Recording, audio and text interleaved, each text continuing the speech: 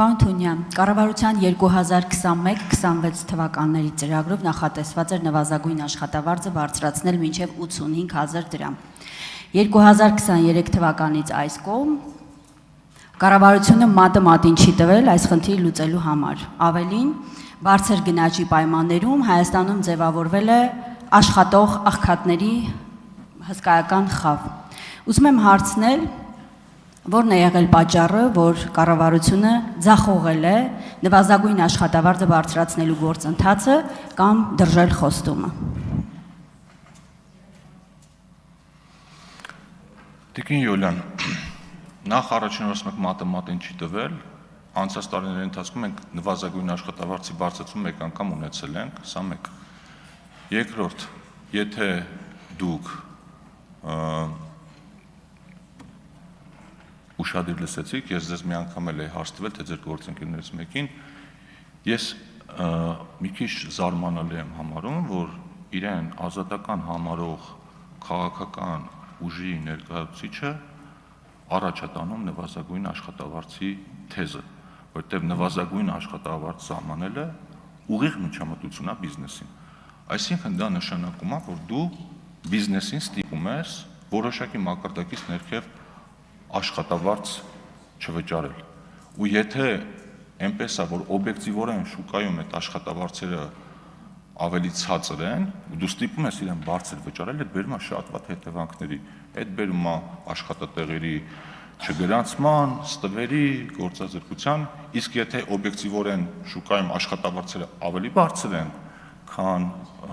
ձեր մինիմալ աշխատավարձի չափը, դրա կարիքը ընդհանրապես չի լինում։ Ես ինքս իմ անձնական դիրքորոշումն եմ ասում, ես կարծում եմ, որ նվազագույն աշխատավարձի չափը սահմանելը պիտի պետությունը շատ զգույշ անի, որպեսզի դրանով ավելի մեծ վնաս չտա բիզնեսին։ Իսկ ինչի չենք ավելացել մեր նախատեսած չափով, այո, այդ առումով մեր նախընտրական ծրագրից շեղում ա եղել, էլ եմ կրկնում, այդ շեղումները, որոնք ամբողջությամբ են կատարվել, որոնք չեն կատարվել, դրա գնահատականը տալիս է ընտրողը ընտրությունների ժամանակ, բայց Հայաստանի Հանրապետությունում միջին աշխատավարձը, եթե վերջին տարիներին նայեք ինչքան է բարձրացել, իմ կարծիքով այդ հարցի կարևորությունը այդքան էլ բարձր չի լինի։ Շնորհակալություն։ Արձագանք։ Պարոն Թունյան, դա ձեր խոստումն ա եղել, մենք սովորաբար մեր խոստումները միանշանակ կատարում ենք։ Ես նշեցի, որ 2023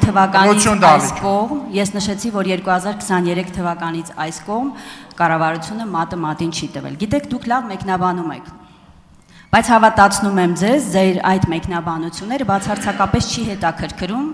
օրինակ նախադպրոցական ուսումնական հաստատությունում աշխատող դաստիարակին, ով օրական 30 երեխայի խնամք է տանում, տակդիր է փոխում, դուք հիմա այստեղ ասում եք նպատակահարմար չեն գտնում, հիմա ուզում եմ, որ դուք հարցին հստակ պատասխանել, արդյոք ձեր կառավարությունը խուսափում է սոցիալական պատասխանատվությունից, եթե ոչ, խնդրում եմ ժամկետներ նշել, ինչպես եք պատկերացնում նվազագույն աշխատավարձի բարձրացումը եւ երբ, շնորհակալություն։ Տիկին Յուլիան, ինչ խոստումներ տվել ենք, այդ խոստումները ձեզ չենք տվել։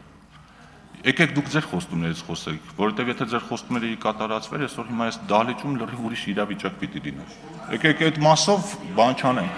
Բայց ինչ վերաբերում է, ես ինչքան հիշում եմ, ըստ ձեր խոստումների պիտի հիմա Հայաստանի Հանրապետության վարչապետ լիներ Սամվել Կարապետյան։ Ինչքան հիշում եմ, ես հայերենին շատ լավ տիրապետում եմ ու հիշում եմ ինչ եք խոստացել։ Ինչ վերաբերում է հարգելի Լրեք բոլորդ։ Շարունակ, լրեք բոլորդ։ Պարոն Կարապետյան, պահպանեք լրություն, պարոն Սիմիդյան, պահպանեք լրություն, համեցեք, պարոն Թունյան, շարունակ։ Մեկ էլ ինձ մոտ այնպեսի տպավորություն եք ուզում ստեղծել, որ դուք մտածում եք պետական ծառայողների աշխատավարձերի մասին, մեր բնակչության սոցիալական վիճակի մասին, մենք այդ մասին ընդհանրապես չենք մտածում։ Այդպիսի բան չկա ու հնարավորությունների սահմաններում պետությունը, կառավարությունը բարձրացնում է պետական ծառայողների բոլոր օղակների աշխատավարձերը ու նաև տարբեր համակարգեր ներդնում ըստ կատարողականի նաև նրանց աշխատանքին հավելավճար կամ պարգևավճար տալու համար, ինչը դուք էլի քննադատում եք։ Շնորհակալություն։